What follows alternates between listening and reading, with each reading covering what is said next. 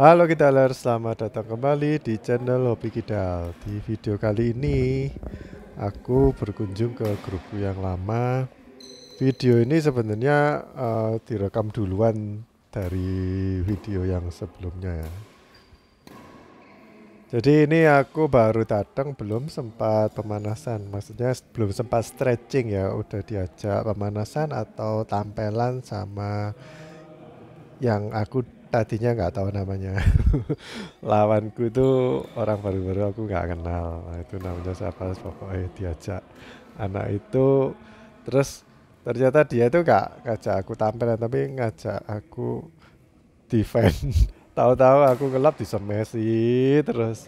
Terus aku juga disuruh nyemes beberapa kali, tapi aku nggak mau terlalu ini ya, terlalu ngotot. Soalnya kalau belum stretching, apalagi kalau di usia yang kayak aku gini ya, belum stretching udah nyemes-nyemes, itu nanti bisa cedera. Ya sebenarnya videonya ngerekam waktu aku tampelan atau disemesi ya. Tapi aku cut terus aku pindah di belakang. Jadi kalau kalian mau lihat seberapa keras itu semesnya Delon ya, yang aku baru kenal Delon. Terus sama yang cewek itu namanya Aurel atau akrab disapa dengan Rere. Aku dan Kak Dixon udah kenal lumayan lama ya. Soalnya waktu dulu aku diajak gabung di grup ini, Kak Dixon udah ada di grup ini sebelumnya. Jadi dia duluan yang masuk, baru aku. Terus aku keluar, dia enggak. Ya mohon maaf sebelumnya kalau aku dan teman-teman salah hitung ya. Soalnya aku sendiri kalau main tuh biasanya nggak terlalu care dengan angka atau poin, kecuali ya pasti mereka kadang-kadang nanya poinnya berapa berapa, terus ya langsung fokus ke permainan aja, jadi nggak fokus ke ngitung. Tapi aku akan coba ini kasih hitungan yang benar ya, soalnya kan direkam jadi bisa di review ulang. Sebenarnya yang menang siapa? Aku atau Rere yang menang? Oke, di video kali ini aku kasih judul endurance test. Endurance itu artinya ya uji ketahanan ya. Ketahanan itu bisa dari fisik juga, karena kita kan udah senior ya. Aku sama Kak Dixon udah senior. Ya anggap aja senior. Hanya aku sih merasa masih muda sih. Nah, biasanya kalau udah usia-usia seaku dan Kak Dixon ya, yang pasti Kak Dixon jauh lebih tua dari aku ya. Itu biasanya kita lemah di stamina, tapi aku lihat Kak Dixon ini lumayan kuat sih, umur segitu itu masih mampu main. Ya maksudnya meskipun udah tua tetap mampu main lah, cuman ya kuat atau enggak gitu aja. Kadang-kadang ada yang ini sambat, kakinya sakit atau berhenti di tengah-tengah permainan, tapi Kak Dixon masih bisa bertahan. Kalau normalnya aku biasanya main itu maksimalnya itu 30 menit. Kalau di atas itu staminaku udah jauh terkuras habis. Biasanya kalah kalau rally-nya itu lebih dari 30 menit biasanya loh ya. Biasanya kalah. Tapi ya kita lihat aja sih. Apakah aku terbantu dengan partneran sama Kak Dixon, atau aku yang digendong Kak Dixon, atau aku yang gendong Kak Dixon, atau kita sama-sama kerjasama dengan baik. Yang pasti kalau mainnya lebih dari 30 menit tuh yang pasti mikir lah ya. Eh, ini gimana kita bisa mainnya itu cepat selesai, walaupun kalah juga gak apa-apa, pokoknya cepat selesai. Apalagi aku lihat Kak Dixon udah pakai dagger ya di lututnya yang kanan. Yang tempo hari itu aku kalau nggak salah Kak Dixon itu sambatnya di bahu atau di lengan gitu. Jadi smashnya nggak bisa bagus. Tapi kayaknya sekarang udah sembuh, cuman cederanya pindah ke lutut, di lutut sebelah kanan. Nah ini ya sedikit mengenai deker ya. Aku memang nggak atau jarang pakai deker lutut soalnya lututku nggak terlalu bermasalah. Kadang-kadang bermasalahnya itu malah setelah main, besoknya baru sakit. Tapi waktu main itu aku nggak merasakan sakit di lutut. Tapi sharing aja dari teman-teman yang sakitnya atau sering pakai deker di lutut, itu kalian harus lebih hati-hati ya.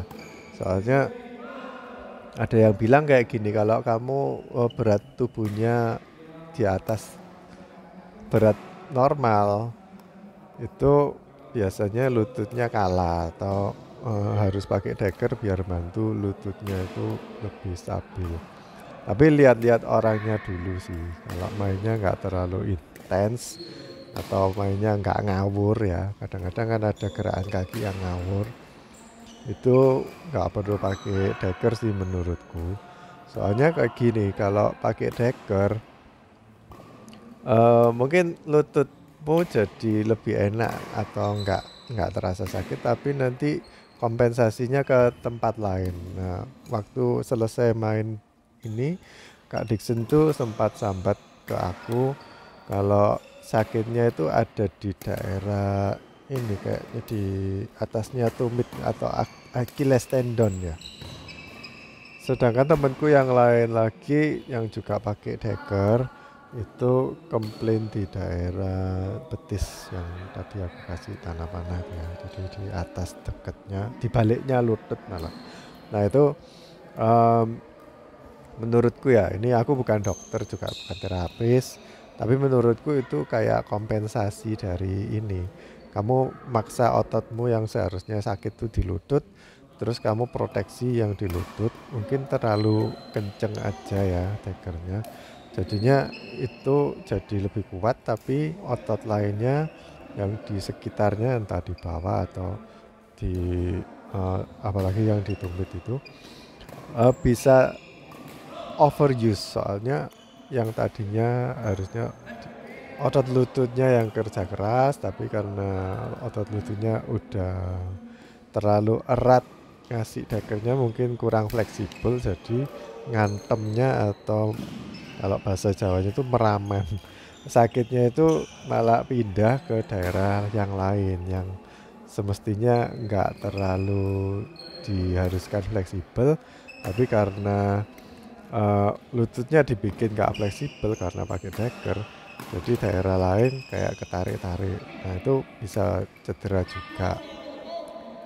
Jadi aku sarankan kalau pakai deker jangan terlalu keras sih, apa nariknya atau belebetnya itu jangan terlalu keras. Jadi menurutku deker itu bukan kayak obat ya. Kamu sakitnya di situ terus kamu kasih deker biar itu nggak sakit. Enggak. Jadi itu cuman kayak alat bantu aja. Dan fungsinya deker itu kan cuman kayak kompresi aja biar ototnya itu nggak banyak gerak ya. Makanya kadang bisa buat prevention atau pencegahan itu juga bisa. Cuman aku rasa ini bukan kayak terapi untuk penyembuhan. Soalnya kalau untuk terapi penyembuhan tuh biasanya lebih kaku atau ada bracingnya. Itu biasanya terbuat dari per atau kawat gitu ya, biar nggak terlalu banyak gerak. Tapi kalau kalian sewaktu berolahraga mau pakai deker, itu sebaiknya pilih yang ya yang pas ya, ukurannya pas, tapi nggak terlalu lembek juga. Pokoknya bisa ada kompresi lah. Jadi untuk mencegah pembengkakan juga. Terus pengalamanku pakai deker beberapa waktu ini ya, aku kan suka pakai yang panjang itu. Sebenarnya enak loh kalau pakai yang itu, aku merasa langkah-langkahku itu lebih cepat dan nggak takut sakit ya. Cuman akhirnya jadi kayak kecanduan gitu. Dikit-dikit harus pakai itu, kalau nggak pakai itu nanti cedera. Makanya akhir-akhir ini aku kurangin, kalau nggak sakit atau nggak bermasalah aku nggak pakai. Walaupun sebenarnya dengan itu kayak kayak tambah sakti.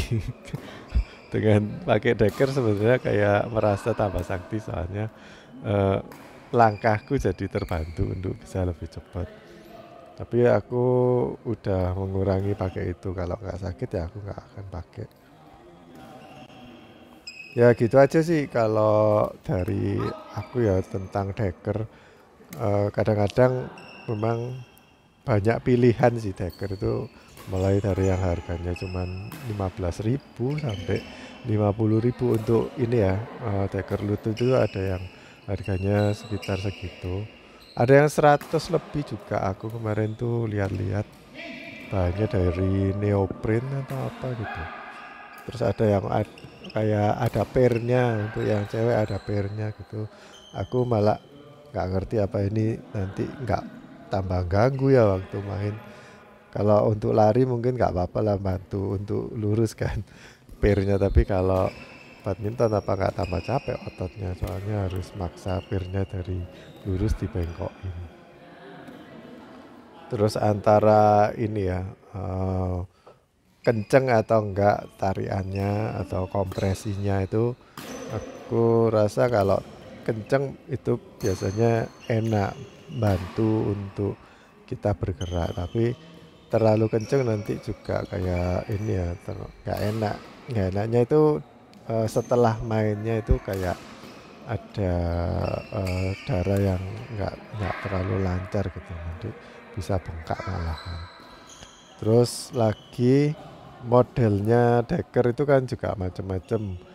Kalau yang di lutut itu ada yang kayak kaos kaki gitu kan, kayak stocking tapi bolong gitu. Biasanya sih aku pakai kayak gitu. Nah, yang dipakai Dixon ini itu bentuknya kayak pita panjang gitu, tapi karet, ada fleksibel. Terus dia dibelebet atau dililit dari bawah sampai ke atas kayak ini loh, kue cum-cum. Nah, kalau dililit seperti itu, di bagian lututnya yang di tempurungnya itu kan harusnya lobang ya, tapi karena sama Dixon ditutup, makanya dia itu kalau ngambilnya sampai agak jongkok, a- jadi tertahan kan. Jadi nggak bisa nempel itu, betisnya sama ke paha dalam itu jadi nggak bisa nempel. Terus kompensasinya jadi di Achilles tendonnya itu dia jadi harus lebih fleksibel supaya ngimbangin tubuhnya jadi seimbang, nggak jatuh kan. Nah mungkin karena itu makanya habis main dia itu komplain ke aku, bukan komplain maksudnya sambat ya, itu katanya sakit di daerah yang itu Achilles tendonnya. Ya mungkin karena itu aku bilang mungkin coba dikasih anu aja kak, dilubangi di bagian yang itu. Terus bulatnya atau arah alurnya untuk belebetannya, lilitannya itu eh, coba dipakai cara lain sih. Kalau aku biasanya ada daerah-daerah tertentu yang harus dibulet itu dengan metode kayak model angka 8 gitu. Jadi kayak dililit ke atas agak jarang-jarang terus balik lagi ke sisi satunya. Jadi nanti yang di daerah tempurung itu harus dihindari untuk dililit. Tapi menurutku ya memang aku lihat di online deker yang dipakai sama Kak Dixon ini model kayak pita panjang gitu. Katanya untuk lutut memang.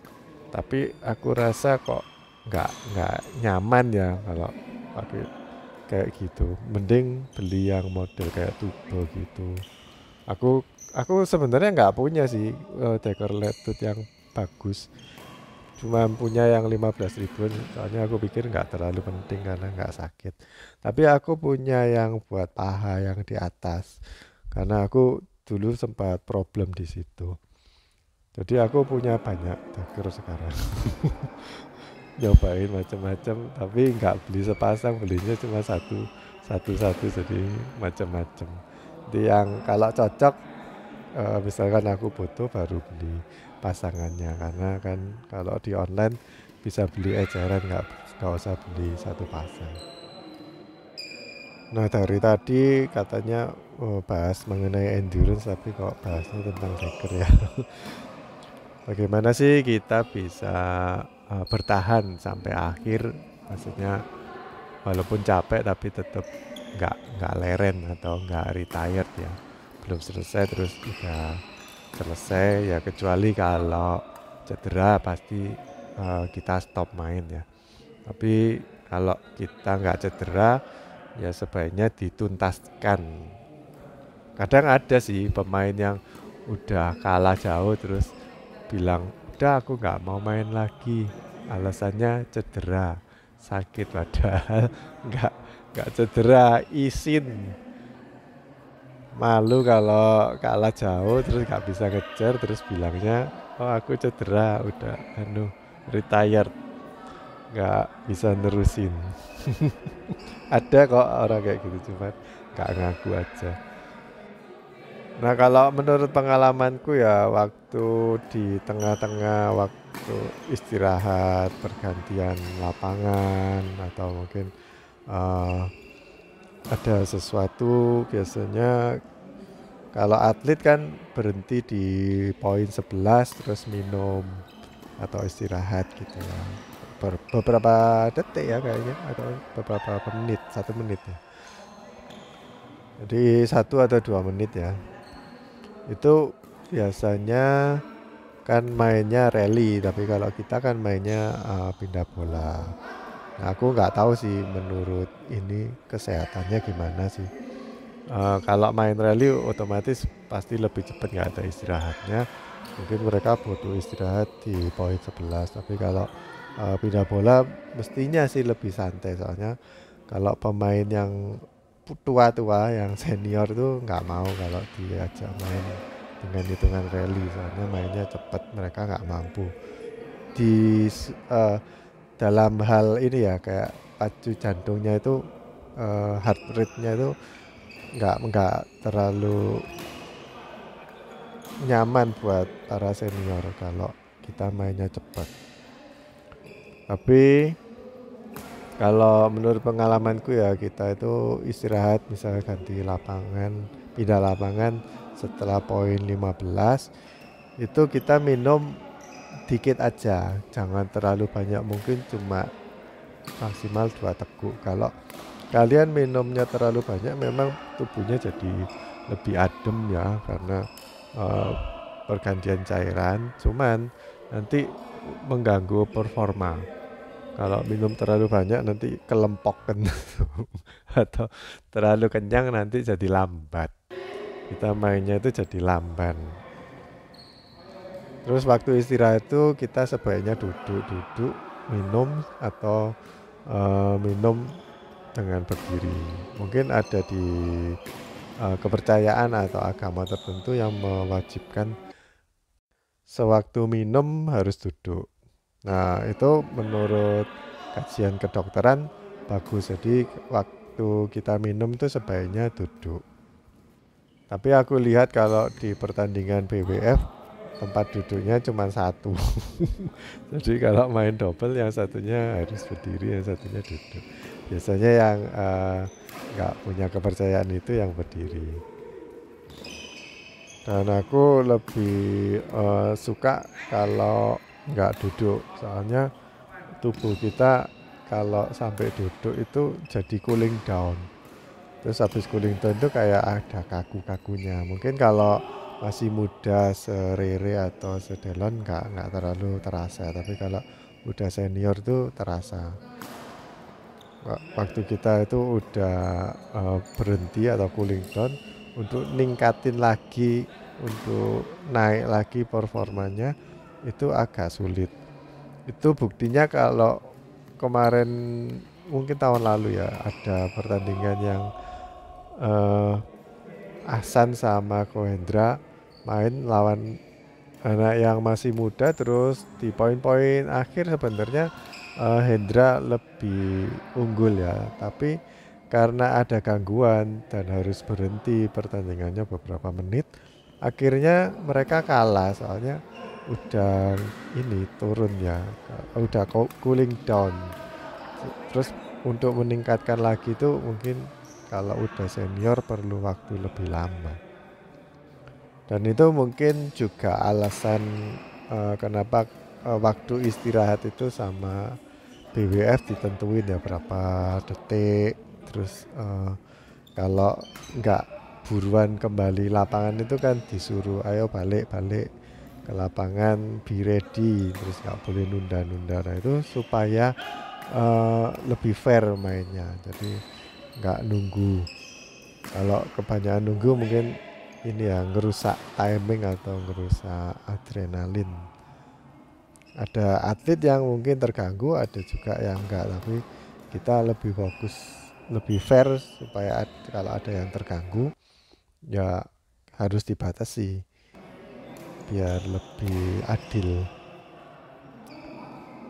Terus kalau mengenai cara bermain, bagaimana kita bisa endurance atau enggak capek-capek? Ya selama kamu kuat ininya ya, kuat defense-nya, kamu bisa ngelob tinggi. Tapi jangan tanggung pokoknya. Lob serang jauh ke baseline atau ke belakang ya. Itu aku rasa mengurangi kita capek, soalnya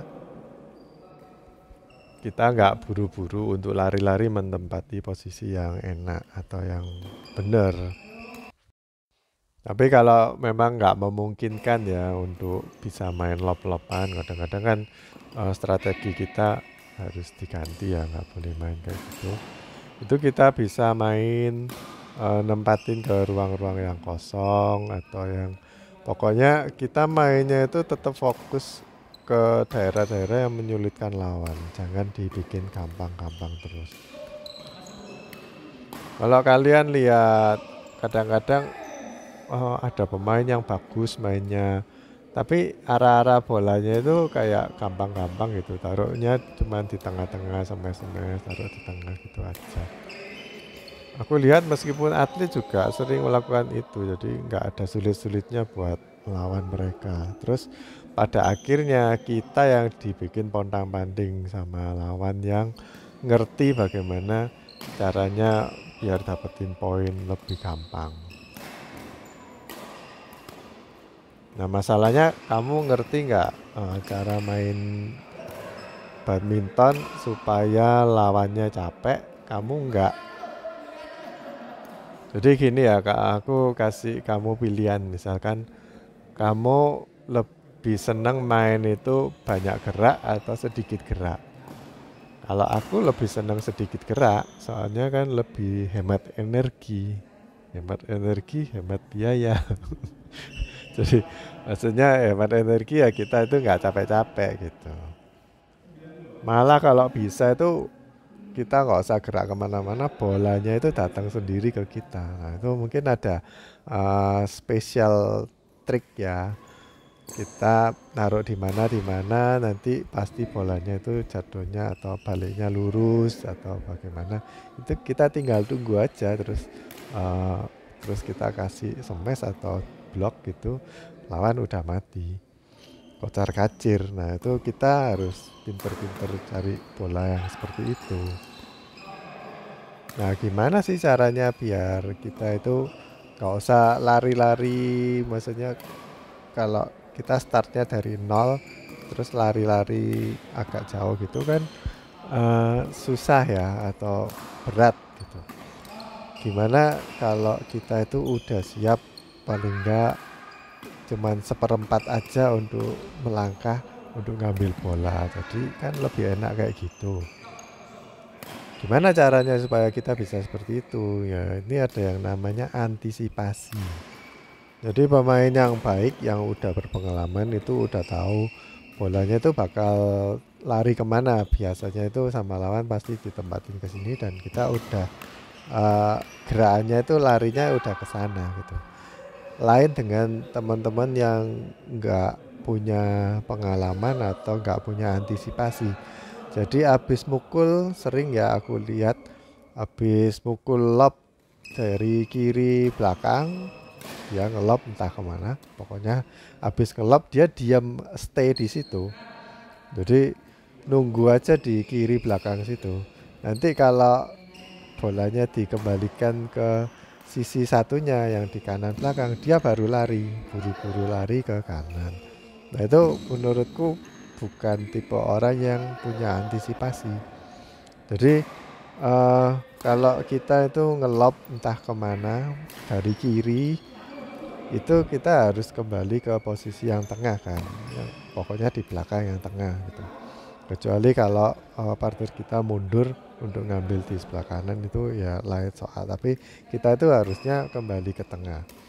Nah itu namanya antisipasi. Nanti kalau sama lawan memang beneran dibalikin ke kanan belakang, jadi kita ngambilnya juga lebih dekat. Tapi misalkan enggak, dibalikin lagi ke kiri belakang, nah itu kita harus lari juga ke kiri, ambil yang di kiri. Paling enggak itu kan kita 50-50 ya. Kita nggak akan tahu lawan tuh bakal mengembalikannya kemana, kecuali kalau kita udah baca style mereka atau gerak-gerik mereka itu kita udah tahu. Tapi kalau blank, kita nggak tahu apa-apa, sebaiknya kita ambil ke jalan tengah. Kalau ditempatin ke kiri lagi ya otomatis kita rugi setengah kan.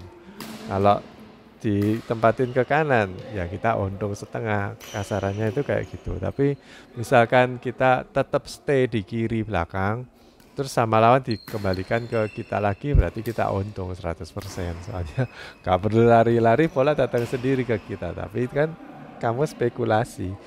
Ya kalau dikembalikan ke tempatmu yang mana, kalau lawannya pinter udah gak mungkin dikembalikan ke sana, ke tempat yang sama terus, itu udah gak mungkin. Pasti sama lawan tuh dikasih dingdong atau dikasih ke posisi sisi yang satunya kalau nggak disemes. Nah itu ada beberapa antisipasi, nggak cuma ini kiri kanan gitu aja, ada yang di depan, ada yang jaga kiri kanan. Kalau aku mau kasih tips ya, biasanya di drilling, kalau coach itu drillingnya gini, dikasih bola lob di kiri, terus atletnya disuruh nyemes ke lurus, semes lurus, dan yang habis nyemes ini harus lari lurus ke depan.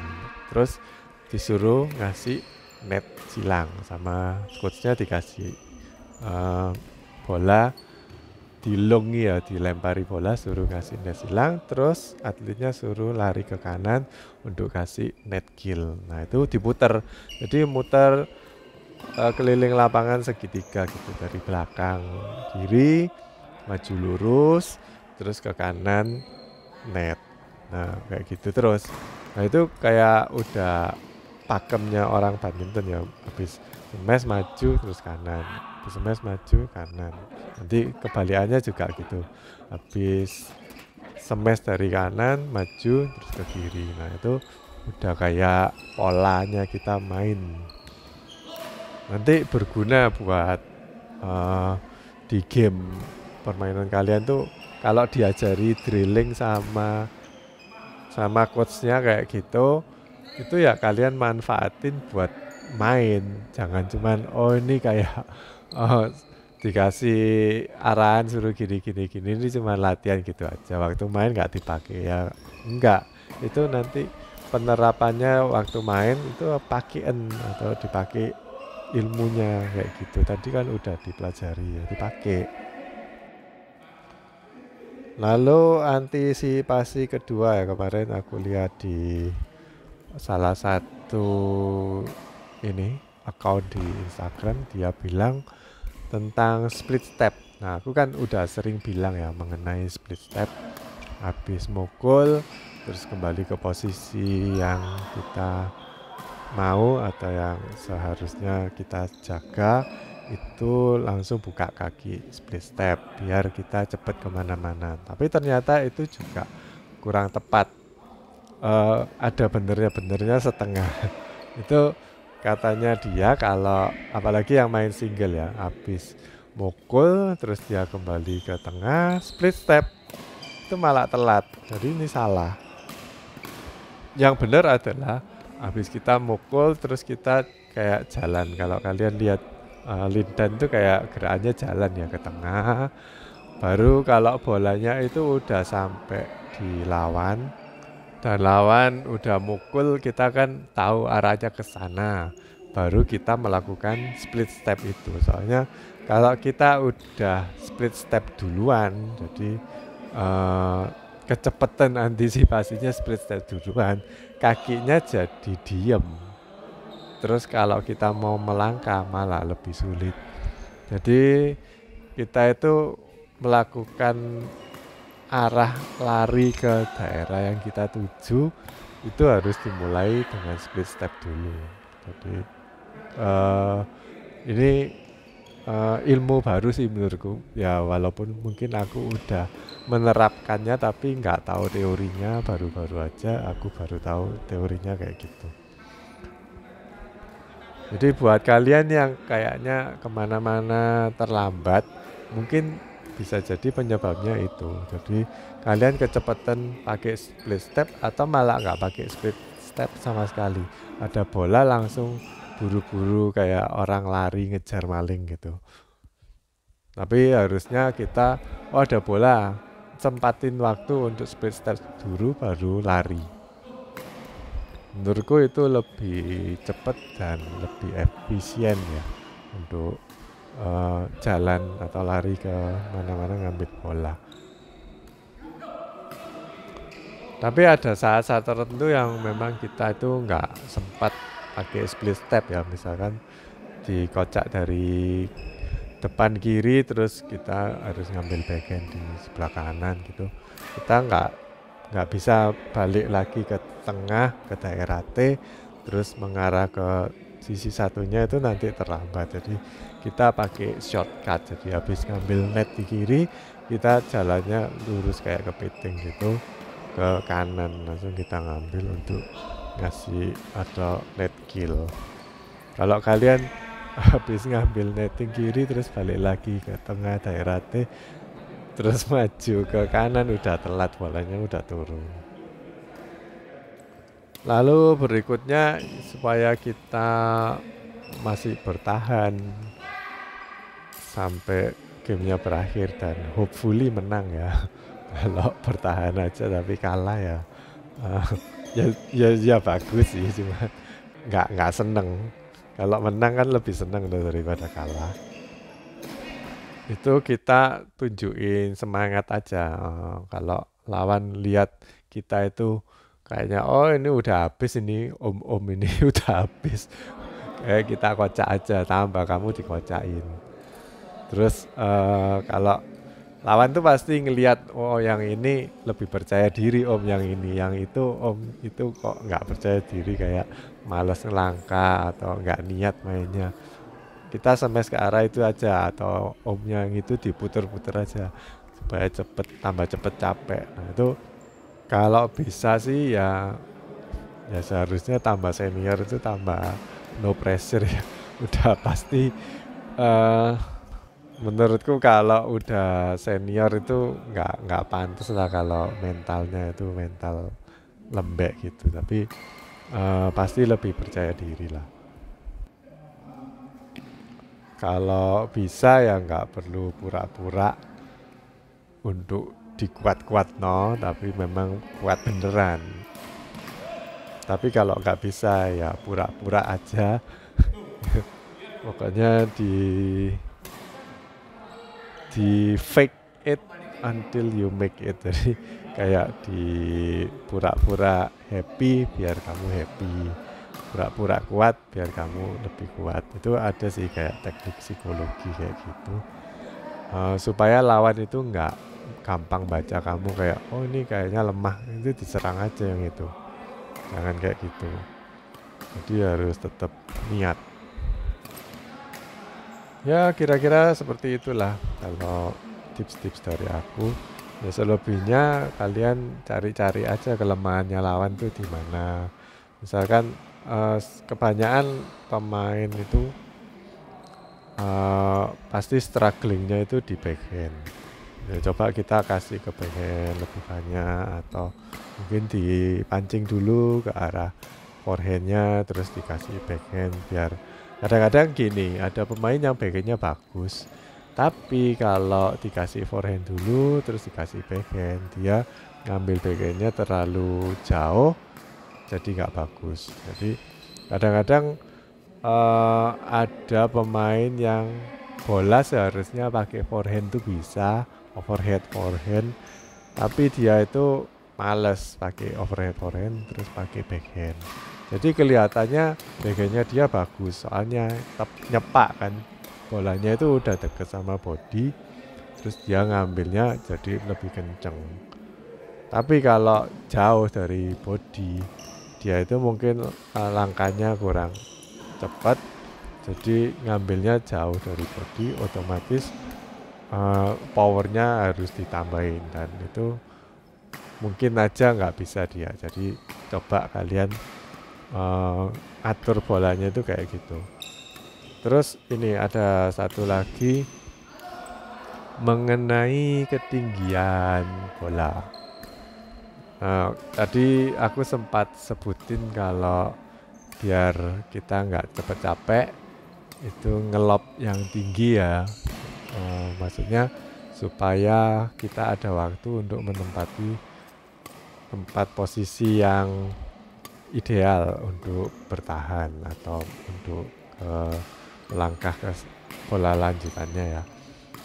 Tapi kadang-kadang kita nggak perlu seperti itu, soalnya kita perlu ngejar bolanya itu lebih dekat ke lantai supaya lebih cepat mati lawannya. Contohnya gini, kalau misalkan saat lawannya itu posisinya depan belakang, terus kita udah dapat bola enak gitu, kita kan sodoknya ke belakang kiri, lalu kalau sama lawan tuh bisa dikembalikan lurus atau mungkin ke tengah, itu langsung kita buruan kasih bola datar ke kanan belakang. Jadi otomatis pemain depan tuh bakal kaget untuk ngambil, kan nggak nutut kalau memang orangnya reaksinya nggak terlalu cepet banget ya. Mungkin kalau sama Kevin ya udah disamber, tapi kalau pemain-pemain biasa kayak gini, itu kalau kita banting bolanya cepat, nggak di lob tapi di drive, itu bolanya kan lebih cepat jatuh ke lantai.